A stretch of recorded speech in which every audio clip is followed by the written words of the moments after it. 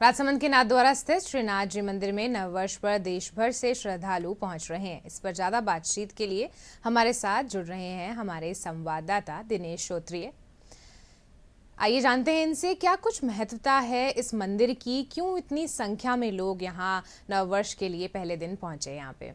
जी जी, ये श्रीनाथ जी मंदिर जो है वो पुष्टि मार्ग की प्रधान पीठ है और पूरे देश भर के अंदर ये प्रमुख श्रीनाथ जी का मंदिर माना जाता है।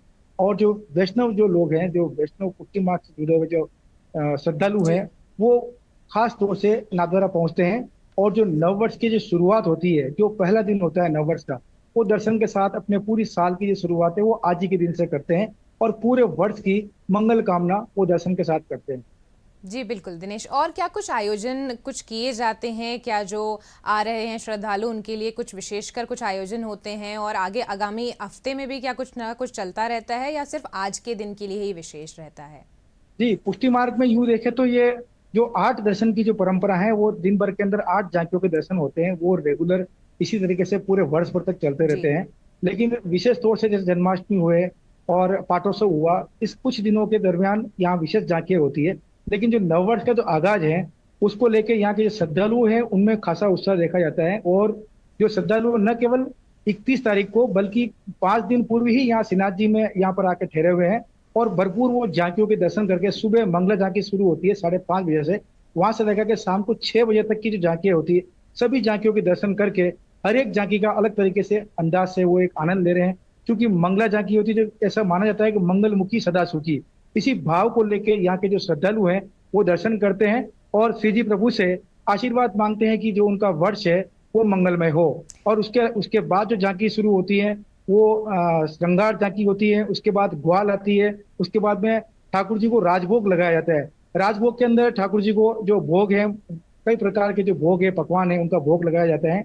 और उसके बाद में जो ठाकुर जी हैं वो शयन जो रेस्ट करते हैं, जिसको रेस्ट मोड बोलते हैं, उसके बाद वापस जो है 3:30 बजे मंदिर खुलता है। और उसके बाद 4 झांकियों का जो क्रम है वो दोपहर के बाद में शुरू होता है।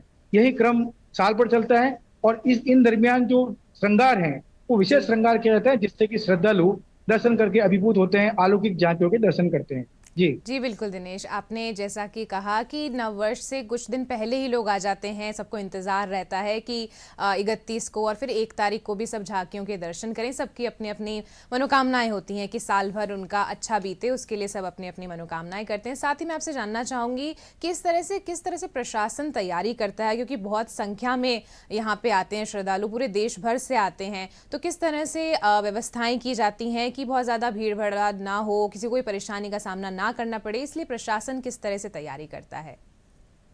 जी, पुख्ता प्रबंध की बात करें तो प्रशासन शुरू से यहाँ से अलर्ट मोड में रहता है।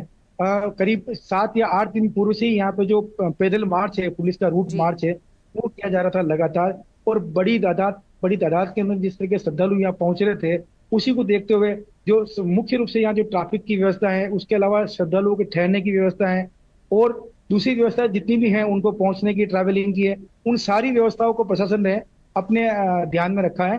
और उसी को लेके लगातार जो प्रशासन है यहाँ के स्थानीय लोगों से भी बातचीत कर रहे थे और जो टेम्पल बोर्ड है, मंदिर मंडल जो है, उनसे भी लगातार बात कर रहे हैं कि किसी प्रकार की किसी भी श्रद्धालु को असुविधा न हो। और बात करेंगे हम दर्शन व्यवस्था की।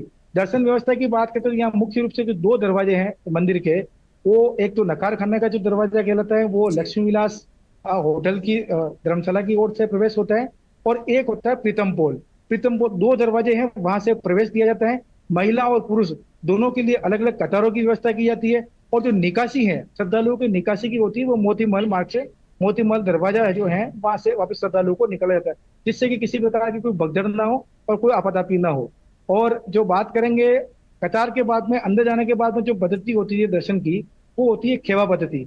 क्योंकि बाहर से जो श्रद्धालु आते हैं वो कतार में खड़े रहते हैं, लेकिन मुख्य मंदिर के अंदर प्रवेश जो करते हैं नकार खाना के बाद में, दरवाजे के अंदर जाने के बाद में उनको एक साथ समूह में प्रवेश कराया जाता है। और उसी कारण से इतनी बड़ी तादाद होने के बाद भी करीब 1 घंटे और 1.5 घंटे के समय के अंदर इतने लोग दर्शन कर पाते हैं। जी। जी, बिल्कुल आपने सही कहा। जब दर्शन की सही व्यवस्था होती है तभी और भी लोग उससे उत्साहित होते हैं, तभी हर वर्ष निरंतर लोग बढ़ते जा रहे हैं क्योंकि देख रहे हैं कि कोई उनको किसी भी तरह की कोई समस्या नहीं हो रही है। जी, और मैं आपसे साथ-साथ ये भी जानना चाहूँगी कि स्थानीय लोगों में कैसा उत्साह रहता है और आस-पास क्या और भी कोई ऐसी जगह हैं जहाँ पर्यटक आते हैं तो वो जाते हैं? किस तरह से पूरे स्थानीय लोगों का भी उत्साह इस पूरे मंदिर में जो लोग बाहर के आ रहे हैं उनके साथ कैसा रहता है? जी, बिल्कुल, यहाँ के जो स्थानीय स्थानीय जो लोग हैं, उनके वो आराध्य देव कहलाते हैं श्रीनाथ जी प्रभु। और उनका जो क्रम है, वो तो नित्य नित्य जितनी भी झांकियाँ होती है दिन भर की, 8 झांकियों के दर्शन यहाँ पर करते हैं। और जो बाहर के विशेष तौर से गुजरात, महाराष्ट्र और मध्य प्रदेश के सबसे ज़्यादा श्रद्धालु यहाँ पर पहुँचते हैं। तो उनसे भी उनका एक जो बातचीत का है, उनकी जो सेवा पद्धति है, उनके बारे में वो लगातार चर्चा करते हैं। यहाँ से ठाकुर जी की सामग्री है, वो साथ में लेके जाते हैं। जी, नववर्ष ठाकुर जी की पोशाक साथ में लेके जाते हैं। जी। कई प्रकार की कई प्रकार की श्रृंगार की जो सामग्री है वो यहाँ से नाथद्वारा से खरीद के वो लेके जाते हैं। तो इससे श्रद्धालु बाहर से आते ही हैं, लेकिन जो यहाँ का जो व्यवसाय है, यहाँ के जो व्यापारी है, उनको भी एक बहुत ही बड़ा व्यापार यहाँ से इन श्रद्धालु से मिलता है। जी, जी। बिल्कुल दिनेश, बिल्कुल आपने सही कहा कि जिस तरह से नववर्ष पहले दिन सब लोग आते हैं, वैसे ही निरंतर ये चलता रहे और आगे भी इसी तरह सुचारू रूप से सब लोग दर्शन करते रहें। जानकारी के लिए बहुत-बहुत धन्यवाद।